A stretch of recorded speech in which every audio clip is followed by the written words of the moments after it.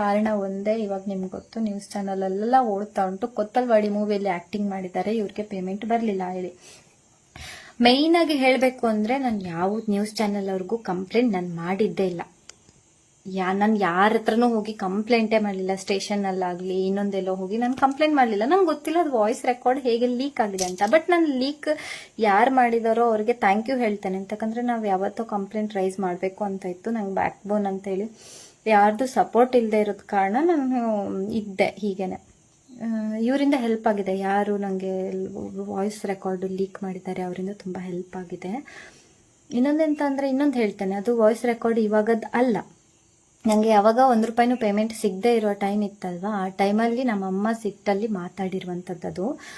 ಅದಾದಮೇಲೆ ನಮ್ಮಮ್ಮ ಗಲಾಟೆ ಮಾಡಿದ್ದಕ್ಕೆ ನಾನು ಅಂತ ಹೇಳಿದ್ದಕ್ಕೆ ಮಾಡ್ಕೊಳ್ತೇನೆ ಅಂತ ಹೇಳಿದೆ. ಅಂದರೆ ಇವಾಗ ನೀವೇ ಅಂದ್ಕೊಳ್ಳಿ, ನಿಮ್ಮ ಮನೇಲೂ ಒಂದು ಹೆಣ್ಮಗಳಿದ್ದಾಳೆ, 2-3 ತಿಂಗಳು ಶೂಟಿಂಗ್ಗೆ ಅಂತೇಳಿ ಕೆಲ್ಸಕ್ಕೆ ಹೋಗ್ತಾಳೆ, ಹೊರಗಡೆ ಹೋಗ್ತಾಳೆ, ಅಲ್ಲೇ ಇರ್ತಾಳೆ. ಬಟ್ ಮನೆಗೆ ಬರುವಾಗ ₹1 ಕೈಯಲ್ಲಿ ದುಡ್ಡು ತರೋದಿಲ್ಲ, ಆಯಿತಾ? ಅವಾಗ ಮನೆಯವ್ರು ಎಂತ ಮಾಡ್ತಾರೆ, ಇವಳು ಬೇರೆ ಅಂತ, ಇವಾಗ ಗೊತ್ತು ರಿಲೇಟಿವ್ಸ್ ಆಗಿರ್ಬೋದು, ಮನೆ ಹತ್ರದವ್ರು ಹೇಗೆ ಮಾತಾಡ್ತಾರೆ ಅಂತ. ಒಂದು ಹೆಣ್ಮಗು ಇದ್ರೆ, ಅದು ನಾನು ಬೇರೆ ಸಿಂಗಲ್ ಪೇರೆಂಟ್ ಚೈಲ್ಡು. ಸೊ ಯಾವ ಥರ ಪೋಟ್ರೆ ಆಗ್ಬೋದು ಅಂತ ನಿಮಗೆ ಗೊತ್ತಿರ್ತದೆ, ನಾನು ಅದನ್ನು ಬಾಯಿ ಬಿಟ್ಟು ಹೇಳಬೇಕಂತ ಇಲ್ಲ. ಆ ಥರ ಇದ್ದಾಗ ನಾವು ಅಲ್ಲಿ ವರ್ಕ್ ಹೋದಾಗ ನಮ್ಮಮ್ಮ ಸಿಟ್ಟು ಮಾಡ್ಕೊಂಡಿದ್ದು ನಿಜ. ಹೇಳಿದ್ದಾರೆ, ನೀನು ಅಷ್ಟಿದ್ರೆ ನೀನು ಅಲ್ಲೇ ಹೋಗು, ಬೆಂಗಳೂರಿಗೆ ಹೋಗು, ನೀನು ಬರಬೇಡ, ಮನೆಗೆ ಬರಬೇಡ, ಈ ಥರ ಹೇಳಿದ್ದುಂಟು.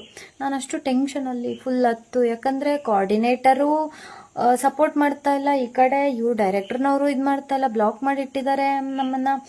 ನನಗೆ ಬೇರೆ ಯಾರು ಇದರಿಂದಲೂ ಸಪೋರ್ಟ್ ಇಲ್ಲದೆ ಇರೋ ಆವಾಗ ನಾನು ಈ ಥರ ಡೈರೆಕ್ಟ್ರಿಗೆ ಮೆಸೇಜ್ ಮಾಡಿದ್ದೇನೆ. ನಾನು ಡೈರೆಕ್ಟ್ರಿಗೆ ಮಾಡಿದ್ದೇನೆ, ಡೈರೆಕ್ಟ್ರ್ ವೈಫಿಗೆ ಮಾಡಿದ್ದೇನೆ, ಮ್ಯಾನೇಜರ್ಗೂ ಮಾಡಿದ್ದೇನೆ. ಅವರು ಅಷ್ಟು ಧೈರ್ಯ ಇದ್ರೆ ಅದನ್ನೆಲ್ಲ ತೆಗಿಲಿ. ಅವ್ರು ಬಂದು, ನಾನು ಹೇಳ್ತಾ ಇರೋದು, ಅವ್ರು ಇವಾಗ ಮುಂದೆ ಬಂದು ಮಾತಾಡ್ತಾ ಇದ್ದಾರೆ ಗೊತ್ತಾ, ಬ್ಲೇಮ್ ಮಾಡ್ತಾ ಇದ್ದಾರೆ.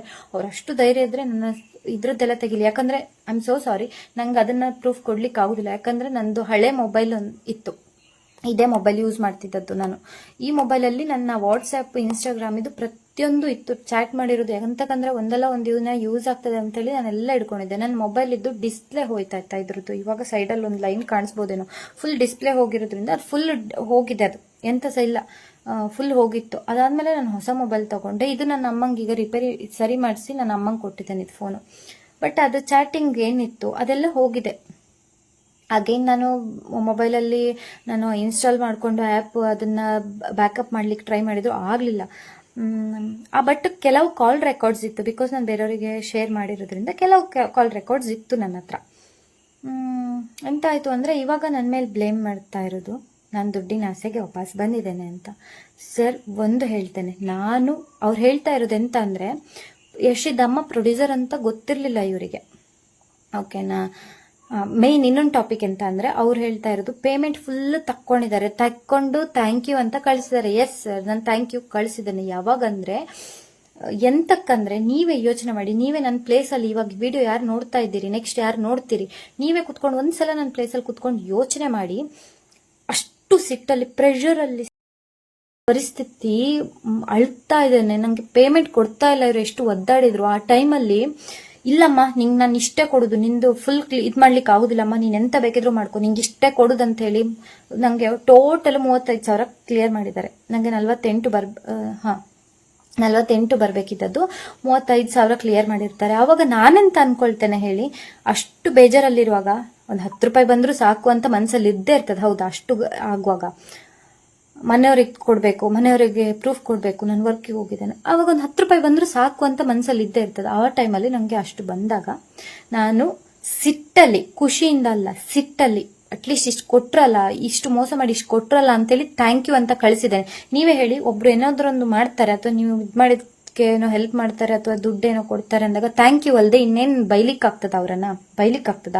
ಥ್ಯಾಂಕ್ ಯುವೇ ಹೇಳಲೇಬೇಕು. ಹೌದು, ಥ್ಯಾಂಕ್ ಯು ಹೇಳ್ದೆ ಆ ಟೈಮಲ್ಲಿ. ಅದನ್ನೇ ಇವಾಗ ಹಿಡ್ಕೊಂಡು ಆಟಾಡಿಸಿದ್ದಾರೆ. ನಾನು ಇಡ್ತೇನೆ, ಅವ್ರ ಹತ್ರ ಎಂತ ಸಹ ಪ್ರೂಫ್ ಇಲ್ಲ, ನಂಗೆ ಗೊತ್ತು. ಯಾಕಂದ್ರೆ ಅನ್ಯಾಯ ಮಾಡಿದ್ದಾರೆ, ಅವ್ರ ಹತ್ರ ಪ್ರೂಫ್ ಇರ್ಲಿಕ್ಕೆ ಚಾನ್ಸೇ ಇಲ್ಲ.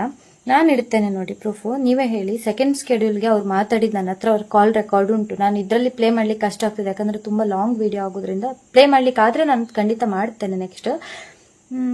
ಇನ್ನೊಂದು ನ್ಯೂಸ್ ಚಾನಲ್ ಎದುರುಗಡೆ ಹೋಗಿ ಕೂತಾಗ ನಾನು ಪ್ರತಿಯೊಂದು ಇಡ್ತೇನೆ ಅಂತಂದರೆ, ಈಗ ನೋಡಿ ನಾನು ಪರ್ ಡೇಗೆ 2.5 ಮಾತಾಡಿದ್ದೆ, ಯಾವುದು ಸೆಕೆಂಡ್ ಸ್ಕೆಡ್ಯೂಲ್ಗೆ 2.5 12 ಡೇಸ್ ವರ್ಕ್ ಮಾಡಿದ್ದೇನೆ. ಎಷ್ಟಾಗ್ತದೆ? 18K ಆಗ್ತದೆ. ಓಕೆನಾ? ಪ್ಲಸ್ ಫಸ್ಟ್ ಸ್ಕೆಡ್ಯೂಲ್ದು 30,000 ಅಂದರೆ ಎಷ್ಟಪ್ಪ?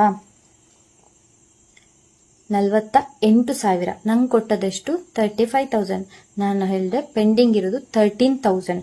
ಇವತ್ತು ನ್ಯೂಸ್ ಚಾನಲ್ ಅವರು ನನಗೆ ಕಾಲ್ ಮಾಡಿ ಮಾತಾಡಿಸ್ತಾರೆ. ಆ ಮೇಡಮ್ ಹೆಸರು ನಂಗೆ ಗೊತ್ತಿಲ್ಲ.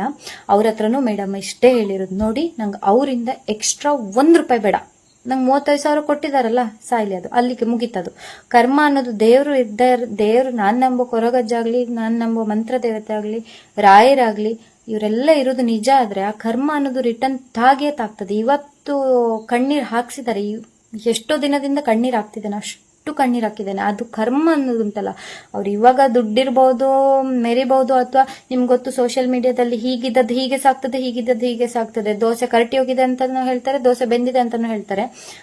ಉಲ್ಟನೂ ಆಗ್ಬೋದು, ನನ್ನ ಕ್ಯಾರೆಕ್ಟರ್ ಬಗ್ಗೆ ಪಾಸಿಟಿವ್ ಆಗಿ ಬರ್ಬೋದು. ನಾನು ಅದನ್ನ ತಲೆಗೆ ತೆಕ್ಕೊಳ್ಳೋದಿಲ್ಲ. ಎಂತಕ್ಕಂದ್ರೆ ಈಗ ಮಂಡೆಗೆ ನಾನು ತೆಕ್ಕೊಂಡ್ರೆ ನನಗೆ ಆಲ್ರೆಡಿ ಮಂಡೆ ಬಿಸಿ ತುಂಬಾ ಉಂಟು, ಮತ್ತೆ ಪುನಃ ಅದನ್ನ ತೆಕ್ಕೊಳ್ಳಿಕ್ ಆಗುದಿಲ್ಲ. ಹೇಗೂ ಆಗ್ಬೋದು ಇದು. ಬಟ್ ಒಂದ್ ಹೇಳ್ತಾನೆ, ಕರ್ಮ ಅನ್ನೋದು ಯಾವತ್ತೂ ಬಿಡ್ಲಿಕ್ಕೆ ಚಾನ್ಸ್ ಇಲ್ಲ. ಅವ್ರು ಅಷ್ಟು ತಪ್ಪು ಮಾಡ್ಕೊಂಡು ಮೀಡಿಯಾದ ಎದುರು ಬಂದು ಯಾವ ಮುಖ ಹಿಡ್ಕೊಂಡು ಮಾತಾಡ್ತಿದ್ದಾರೆ ಅಂತ ನಂಗೆ ಗೊತ್ತಾಗ್ಲಿಲ್ಲ. ಕ್ಷಣದ ಸುದ್ದಿಗಳಿಗಾಗಿ ಫ್ರೀಡಂ ಟಿವಿ ಸಬ್ಸ್ಕ್ರೈಬ್ ಮಾಡಿ, ಲೈಕ್ ಮಾಡಿ ಹಾಗೂ ಫಾಲೋ ಮಾಡಿ. ಹೊಸ ಸುದ್ದಿಗಳ ನೋಟಿಫಿಕೇಶನ್ಗಾಗಿ ಬೆಲ್ ಐಕಾನ್ ಮೇಲೆ ಕ್ಲಿಕ್ ಮಾಡಿ.